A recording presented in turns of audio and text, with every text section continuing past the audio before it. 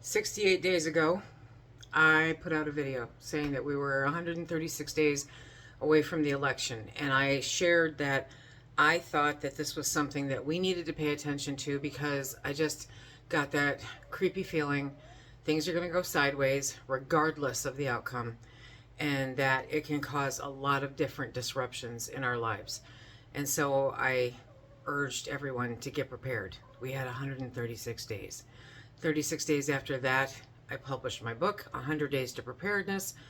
And hopefully, if you've picked that up, you've got some benefit from it. It kind of breaks down all different ways of preparedness and helps you get to where you're going. We're now 68 days away from the elections. Hello, everyone, and welcome to SuttonsDaze. If you're new here, my name is Lisa, and we're all about pantry preparedness and kind of preparedness in general, but focusing hard on pantry preparedness. And with the whole 136 days, 100 days, now we're at 68 days, there's a lot to take into consideration. And I hope you'll bear with me as I kind of walk through this and wrap my brain around it. What can we expect in the next 68 days? A lot. The political scene is going to be very active over the next 68 days, especially in the coming weeks, and this will affect how safe things are at home. It really drills right all the way down to our home door, okay? Several groups, including activists, extremists, and foreign adversaries, will try to take advantage of the uncertainty during this time. These are the ways that they'll look at doing it. I hope you bear with me. I'm making some cabbage soup. We went from 100 and some odd degree heat index to, it's 65 today. Yeah, it's cold, so I want soup. Anyway, one of the ways that they may take advantage of what's going on is with increasing false information. We will definitely see an increase in false information moving forward from this point, and it's going to come from a few different fronts. It's actually, some of it's going to come from the home front, okay? Because we have our activists, we have our political groups, and they are going to be involved with it, as well as other countries. They are going to spin the propaganda however they can to best mess us up, or try to anyway. Definitely going to see more protests. Definitely. No matter where you are, you will see most likely some kind of political protest going on. Whether it is about the candidates, whether it's about policy, whether it's about the foreign affairs that are happening, you're going to see a lot more. What I find extremely disturbing is how they are targeting election officials.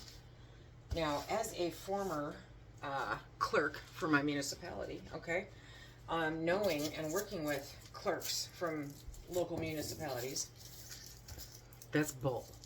That's just bull. That's ignorance and bull. Get to know your clerk. Give them some love. You think things are so bad, get out there and volunteer to help with the elections. They are targeting not only the people that are running for office, but they are targeting the officials that are charged with running the elections.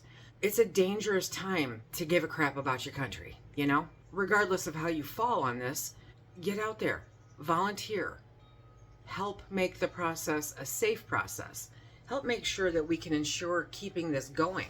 I mean, there's not an overwhelming amount of people willing to take on the burden of the risk anymore. If you're really big into socialist or communist regimes, definitely start taking out our democratic society right at its knees. The terrorist threats are increasing, especially when it comes to things like Gaza. Those are something that they're going to definitely throw at us and keep us on our toes. So terrorist threats are definitely there, yeah. We've also got some vulnerabilities on election day. So on day 68, right? There's going to be some vulnerabilities too. When I did the 136, I did not mean we're going to get to this point and that's when everything's going to implode. No. I mean, it could go on for months, as we are all well aware, right? So the vulnerabilities on election day. Well, we've got, these are the main risks. Voter intimidation. I have witnessed this. And it's not cool at all. And depending on where you live, if you're in a rural community, I mean, you know, our law enforcement is pretty spread out. So it's kind of hard to have somebody there all the time to take care of, you know, problem children. The other one is protests at polling places. Now, there are laws in place where you can only be so many feet, you know, you have to be so many feet away from a polling place. That typically doesn't stop obnoxious people. So pay attention to those because these can really get elevated quickly. Risk of election night violence. Wow, seriously. As these votes are tallied, depending on where you live, maybe not, you could see some violence occurring. I mean, people burn down buildings and cars over football games. Imagine. I'm afraid for the urban areas. I really am. And of course, they will continue to spread false information and violence. These are just things these are the highest risk. Any of these scenarios could be made worse by false information spreading online. Yeah. Social media is probably going to play a really big role in the election this year. Post-election security. What? Yeah. I need my celery. Okay, so post-election security. After the election, after the polls close, we've got this and we've got that to take care of. And if you are, pardon me, an election worker, you know, please be cognizant of your safety. Please. But there's a lot that can happen after the election, too. What happens after November 5th will largely depend on election results, including key races for the Senate and Congress, as well as any calls for violence related to the outcome, because, you know, they're going to be there. They've already been talking about them. Hello. While it's too early to say exactly what could happen, right, it's clear that tensions are high and that they're going to remain high, and that the potential for violence and unrest will continue. So why do I talk about all of this today? Because we still have 68 days. So if you have not started getting your poop in a group, if you have not started preparing, let's talk real quick about how you can pull this off in 68 days. Because trust me, anybody can. If you have not started to prepare, okay, and you're feeling more and more like it, and you're not alone, because I have friends that are so far off the preparedness, you know, wavelength, it never occurs to them. And they are talking to me about how they are feeling like something's brewing, something's going to happen. Regardless of who wins, something's going to happen, and they're feeling it. If they're feeling it, then you know all my prepper friends are out there going, yeah, hello, we've been talking about this, right? As you begin, don't take your time, okay? That's what, 10 weeks, not even? You are not going to get it all done. You are not going to be prepared like somebody who's been doing it for years. You're not even going to be as prepared as somebody who started on day 100, okay? You will, however, have more than somebody who doesn't start at all. One of the first things that you want to do is assess and plan, okay? Take a day. A day. You have 10 weeks. Take a day, okay? So assess and plan. Take 2 days.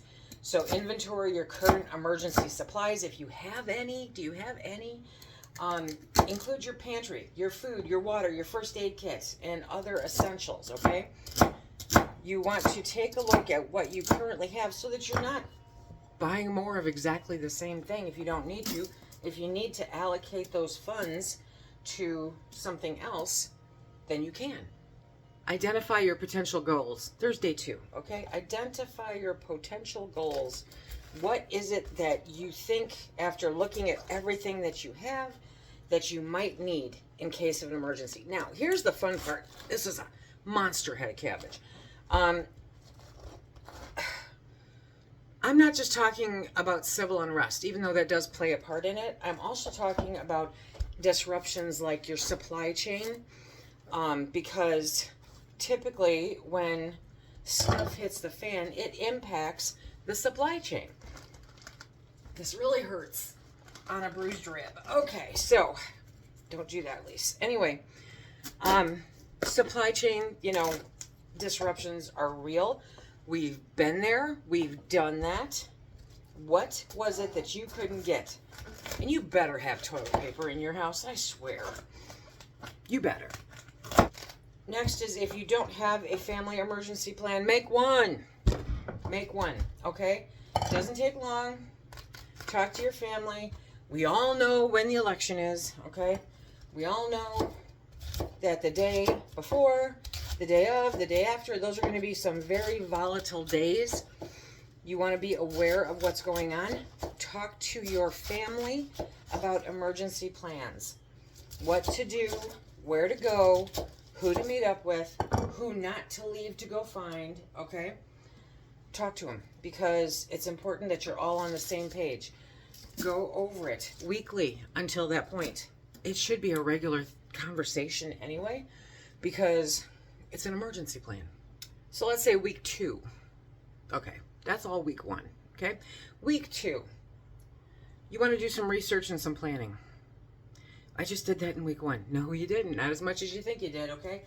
You want to look at potential hazards that you may run into. If you are living someplace where a bridge is a major access point for you, then that's something to take into consideration, because if the powers that be get a little snarky and decide to take out the bridge, right, you need to find another route. So look at alternative routes. Research specific hazards to your area, like natural disasters, that kind of thing. I mean, if somebody got real snarky around here with the dams, we could be in a lot of trouble, you know. So you have to look at all those weird things, okay? Update your emergency plans according to that. Make sure that everybody knows them. Make sure that everybody is aware of them. And then plan your budget for preparedness purchases or improvements. You don't need all the gear. I swear to you, you don't. You do need food. You do need water. You do need medication, okay? If you have medications. Those are the ones that are top priority in my head.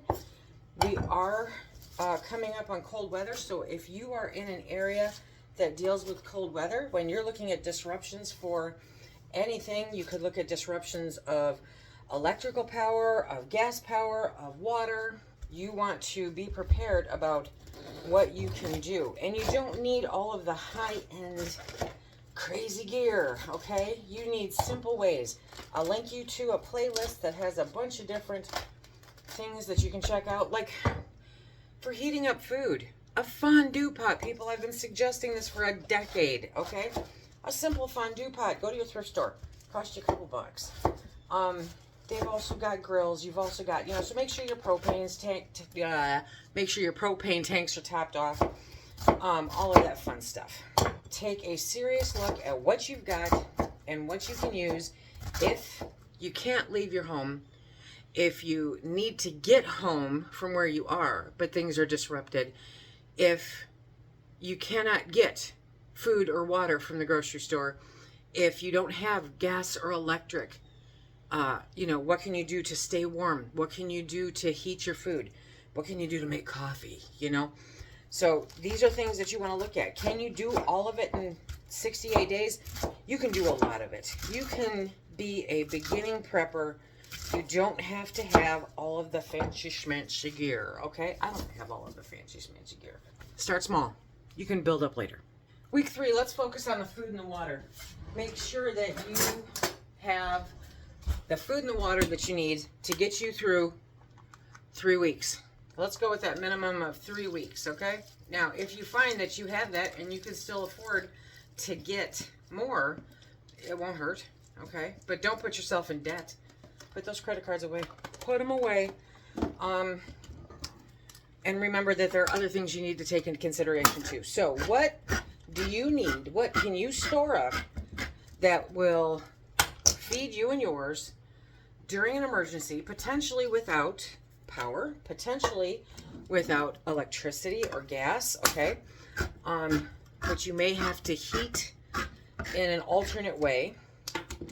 What kind of ready-to-eat things can you do? Things that don't require refrigeration, things that don't require electricity. Food and water. Get that water stocked up. I know I've been pushing this a lot lately, okay? But water. Super, super important, especially if you're in a city. If the infrastructure is impacted in any way, shape, or form, your water source will be impacted. You need to find a way to stock some water and to filter some water. Really important. To focus on building a 3 or 4 week pantry, okay? It doesn't take that much. It really doesn't. You know what you eat today, so it's not brain surgery, and you can do this. Start with basics. Basics, like canned goods, okay? You like chunky soups? Go get yourself some chunky soups. You want an easy way to serve chunky soups that's not a soup? Heat it up, put it over cooked rice, and it's kind of like a casserole, you know? Little easy things that you can do. Basics are food. Don't stock it if you don't eat it today. Let's talk a little bit, just a minute, about medical, okay?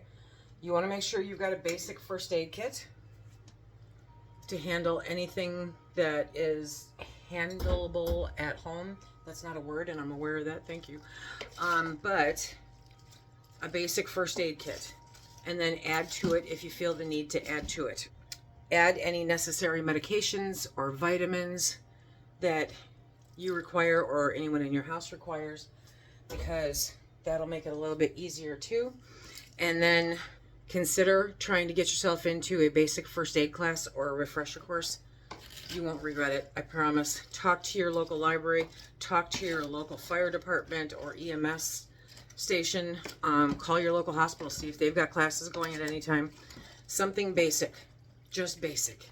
I'm not asking you to save the world, but I'm getting tomato all over my wall. Now we're looking at week 4, 5, okay? Home preparedness. You want me to prepare my home? Yes, I do. Because all of this is happening at the same time that, you know, weather is being crazier than it's ever been. You want to keep an eye on your home preparedness. Take a really seriously good look at your home. See what it is that you can do now to prepare yourself to get through the colder temperatures potentially, or through the winter, through, you know, if there's disruptions. Identify and test your emergency power options. I have a generator. Yeah, when's the last time you started it? Huh? When's the last time your significant other started it? When's the last time somebody gave it a good go to see if it would work the way it's supposed to? Shut down stuff, see if it works. If you don't have a generator, look for other ways to compensate for that, okay? You want to look for ways to be able to heat, to be able to cook, to be able to dispose of human waste. Yeah, those are the 3 top ones. I know it falls between now and then. Check your smoke detectors, your carbon monoxide detectors, you know, all of those. Fire extinguishers. Now, typically that's something that we do with the time change, unless you don't have a time change. Hello, Arizona. You want to put that on a regular schedule to check and make sure that they are all functioning the way that they should before everything goes south. Because that could be one of your emergencies, you know? That ain't cool. Not at all. So now you're looking at week 5. Wow, we're halfway there, right? Look at some kind of skill development. And it could be something as simple as learning how to use the food that you buy for emergencies. Learning how to use your generator. If you rely on your significant other to run the generator, then have them show you how to run it in case something happens. Develop some skills during this time period. Learn basic self-defense techniques if you can. I always highly recommend those. And familiarize yourself with local emergency services and community resources. And I am very sad to say that not all communities have emergency resources, you know, necessarily, but you can give them a call to find out. And once you know that they do or they don't, you can adjust from there. Don't forget about that communication plan with you and yours, okay? Whether it's everybody, if you can't reach so-and-so, can you call somebody else to leave messages through them? You know, do you have a way to listen in on what's going on if you have power? Do you have a way to listen in if you don't have power? Do you have a way to get a hold of people in case of an emergency? Because, you know, if there's an emergency, your cell phone's not going to work. And most everybody only has a cell phone anymore. And remember, don't count on the internet, because We are very vulnerable. And now that they've attached our phone lines instead of, actual hard lines for the phones, if the internet goes down, we're screwed. Week 6 and 7 is to review and test all your stuff. Okay. Conduct a full review of your preparedness. Go through that pantry one more time. Make sure you have everything you need. If you don't, try to add a little bit if you can, if your budget allows, okay? Look at what you have in place. Take a look at different videos. I don't recommend the fearmonger ones because you want them to be productive, constructive. You want them to offer easy solutions. And so being prepared on a limited budget is not that difficult to do. It really isn't. And most of the most well-prepared people that I know are those with a limited budget. Share and educate. Yes. Now, I'm not saying go stand on a street corner going, I'm a prepper. Are you a prepper? No, that's not what I'm saying at all.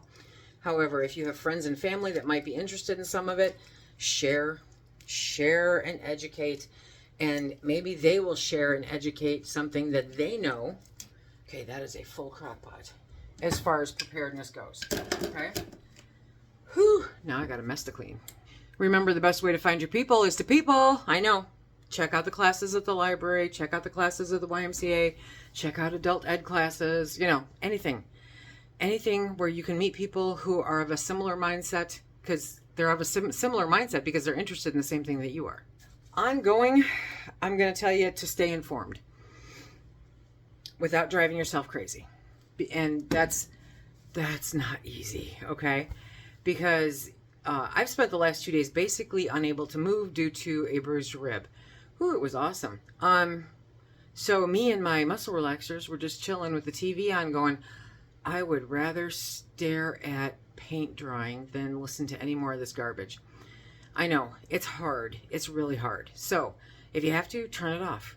But be aware. Don't ensconce yourself in it. Just be aware of what is happening and what the potentials are, especially as it relates to your immediate local area. That's important. Remember, this is not a set it and forget it. Regularly review your preparedness skills, your preparedness efforts. What you started in week 1 and 2, you may know more now in week 6, 7, 8 than you did. So go back and revisit it. See if there's anything you missed that maybe you can do. See if there's something new that you can do. If there are recipes specific to the preps that you have on hand, print them out, write them out, have them on hand, not electronically, because the internet is a utility. This action plan is basically designed to help you be as well prepared as you can in the next 68 days. 10 weeks. 10 weeks, my friends. Don't let it freak you out, okay? You can do it. You can be prepared in 10 weeks. And then move on from there. If nothing happens and we can all go, oh, deep breath. Okay, we're good, then you're that much more prepared than you were. Do I think that this heightened awareness or anticipation of chaos is going to be over on November 6th? No, I don't. I have been saying this since the throes of 2020. We are not near the end. We are nowhere near it. This is going to go on for a few years. The disruptions, the violence, the hatred, all of the chaos, to some degree, is going to continue going. We are in the middle of a flux. And so with everything changing, not just us in the US, it's the entire world. With everything changing, there's going to be continued heightened irritations. And we need to stay on top of our game to make sure that we're covered in case of an emergency. Not to mention, Mother Nature is psycho. The hive mentality is amazing. And the comment section of these videos is a wealth of information. If you have any suggestions for how to become better prepared in the next 68 days, throw it in the comment section down below. If you are just coming onto this video, check out the comment section down below. There's a wealth of information. And as always, check out this playlist right here. This will give you some more ideas for becoming better prepared for things that you don't have or you might want to look into. Until next time, everybody, be safe, stack it to the rafters.